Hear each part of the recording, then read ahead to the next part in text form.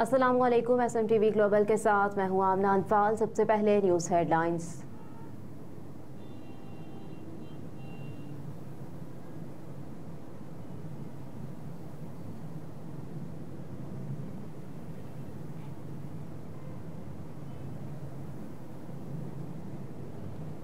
फौजी अदालतों में ट्रायल के खिलाफ केस। 9 मई वाकयात के 9 मुल्जिमान ने सुप्रीम कोर्ट से रुजू कर लिया। मुल्जिमान ने सुप्रीम कोर्ट में दरखास्त एडवोकेट ऑन रिकॉर्ड के जरिए दायर की। दरखास्तों में मौक़िफ़ इख्तियार किया गया है कि फौजी अदालतों का मुकदमा सुप्रीम कोर्ट में ज़ेर इल्तवा है।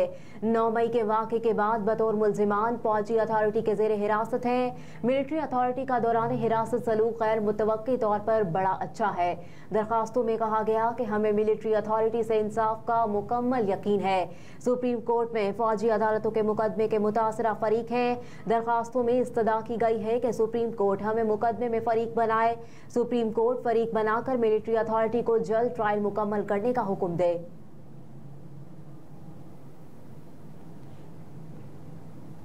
PIA का माली बहरान संगीन। ईंधन न मिलने से फ्लाइट ऑपरेशन बंद हो गया।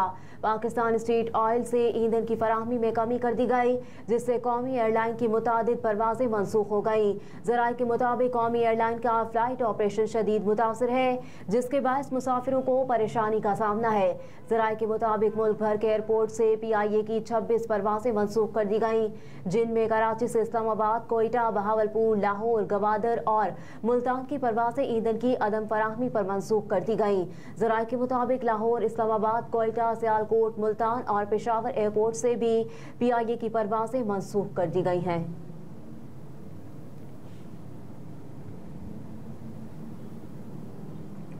फारूक हबीब और फवाद चौधरी की जहांगीर तरीन से मुलाकात। पार्टी उमूर पर बातचीत। ज़राए के मुताबिक मुलाकात में ऑन चौधरी भी मौजूद थे। जहांगीर तरीन ने फारूक हबीब को पार्टी में शमूलियत पर खुशामदीद कहा। ज़राए के मुताबिक फारूक हबीब को इस्तेकाम पाकिस्तान पार्टी में अहम ओहदा दिए जाने का इम्कान है। इसके अलावा फवाद चौधरी ने भी इस्तेकाम पाकिस्तान पार्टी के सरबराह जहांगीर तरीन से मुलाकात की। मुलाकात में आइंदा के सियासी लाहे अमल और पार्टी उमूर पर बातचीत की गई।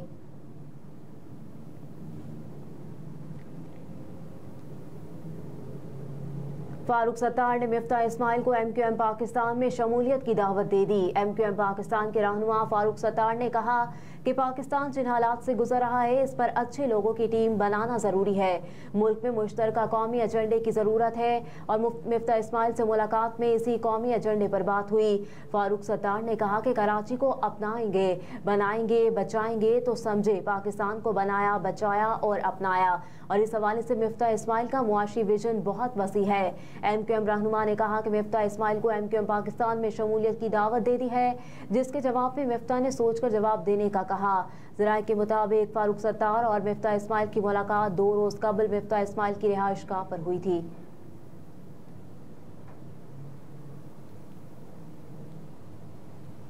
बलोचिस्तान अवामी पार्टी का आइंदा इलेक्शन में मुस्लिम लीग नून के साथ चलने का ऐलान। तर्जुमान बलोचिस्तान अवामी पार्टी सेनेटर कहदा बाबर ने अपने बयान में कहा कि नून लीग के इत्तेहादी थे, मुस्तकबिल में भी साथ मिलकर चलेंगे। कहा कि नवाज शरीफ की वतन वापसी का खैर मकदम करते हैं। उनकी वापसी मुल्क के लिए खुशाइंद है। मुल्क सियासी और मुआशी इस्तेहकाम की तरफ बढ़ेगा। दूसरी जानिब अवामी नेशनल पार्टी के रहनुमा गुलाम अहमद बलोच जाती उमरा पहुंचे, जहां गुफ्तगू करते हुए उन्होंने कहा कि अगर इदारों ने नवाज शरीफ का साथ दिया तो नवाज शरीफ मुल्क को तरक्की की राह पर गामजन कर सकेंगे।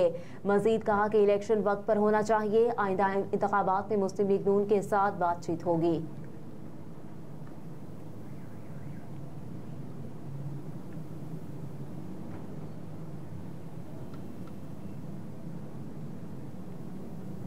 नून लीग के जलसे से वापसी पर लीगी रहनुमा महमूदुल हसन ट्रैफिक हादसे में जाँ बहक हो गए। पुलिस के मुताबिक राजा महमूदुल हसन लाहौर में मुस्लिम लीग नून के जलसे में शिरकत करके वापस आ रहे थे, जिस दौरान इस्लाम गढ़ के करीब उनकी गाड़ी उलट गई। पुलिस का बताना है कि हादसे में साबिक सेक्रेटरी हुकूमत आज़ाद कश्मीर डॉक्टर राजा महमूदुल हसन मौके पर ही जाँ बहक हो गए।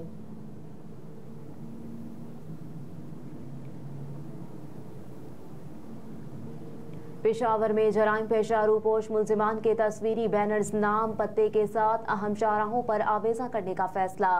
पुलिस के मुताबिक मुलजिमान की तस्वीर मुतालिका थानों, चौकियों और अहम सड़कों पर आवेजा की जाएंगी। रहजनी, मनशियात फरोशी समेत दीगर जराइम में मुलविस 1000 से ज्यादा रूपोश मुलजिमान की तस्वीर जारी कर दिए गए। पुलिस ने बताया कि बैनर्स पर मुलजिमान की तस्वीर के साथ उनके नाम और पत्ते भी दर्ज किए जाएंगे। बैनर्स में अवाम को मतलूब मुलजिमान से ताल्लुक न रखने की हिदायत की जाएगी। इसके बावजूद अगर कोई फिर भी इन मुलजिमान के साथ पाया गया तो उसके खिलाफ भी कार्रवाई होगी। पुलिस के मुताबिक बैनर्स लगाने का मकसद जराइम पेशा अफराद से आवाम को बाखबर रखना है। पुलिस ने मतलूब मुलजिमान की गिरफ्तारी में आवाम से भी मदद की अपील की है।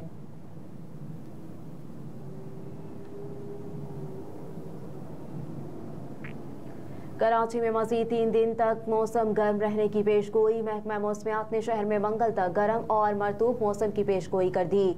महकमा मौसमियात ने बताया कि इस दौरान शहर का ज़्यादा से ज़्यादा दर्जा हरारत 35 से 37 डिग्री सेंटीग्रेड के दरमियान रहने का इम्कान है, जबकि कम से कम दर्जा हरारत 24 से 26 डिग्री सेंटीग्रेड तक बढ़ सकता है। महकमा मौसमियात के मुताबिक सुबह में शहर में नमी का तनासुब 85% और रात में 55% तक हो सकता है। इसके अलावा शहर में दिन भर शुमाल और शुमाल मशरिक से हवाएं चल सकती हैं, जबकि शाम में जनूब मगरिब से समुद्री हवाएं चलने की पेशगोई की गई है। महकमा मौसमियात ने सूबे के मुख्तलिफ इलाकों में ज़्यादा तो मौसम गर्म और खुश्क रहने का इम्कान जाहिर किया है।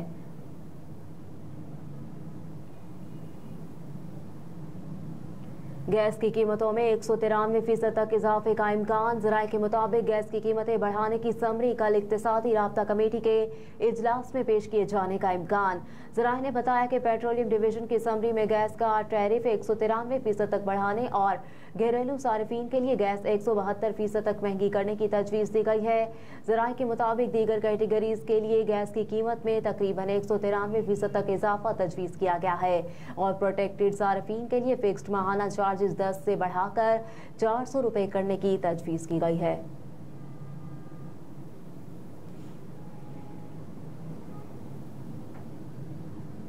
और इसराइल फलस्तीन तनाज़ा। चीन ने मशरिक़ वस्ता में 6 बहरी जंगी जहाज तैनात कर दिए। चीन के अखबार का कहना है कि ओमान की बहरिया के साथ मुश्तरका मशकों के बाद चीनी टास्क फोर्स नामालूम मकाम की तरफ रवाना हो गई है। बरतानवी मीडिया ने खत्ते में बढ़ती हुई कशीदगी के पेश नज़र मशरिक़ वस्ता में चीन की जानिब से 6 बहरी जंगी जहाज तैनात करने को इंतहाई गैर मामूली पेशरफ्त करार देते हुए कहा कि तैनात किए गए जहाज़ों में type 052 D guide missile destroyer ज़ेबो, फ्रिगेट जंग ज़बू और सप्लाई शिप चिंडियाहू भी शामिल है। बरतानवी मीडिया के मुताबिक जहाज़ों की कमांड रवां माह के आगाज में 45वें एस्कॉर्ट टास्क फोर्स के हवाले की गई थी। चीनी फौज की नॉर्दर्न थिएटर कमांड में मौजूद जहाज़ों में टाइप 052 डिजास्ट्राइज और विमकी फ्रिगेट लेनी और सप्लाई शिप डोंग पिंग में हो भी शामिल है।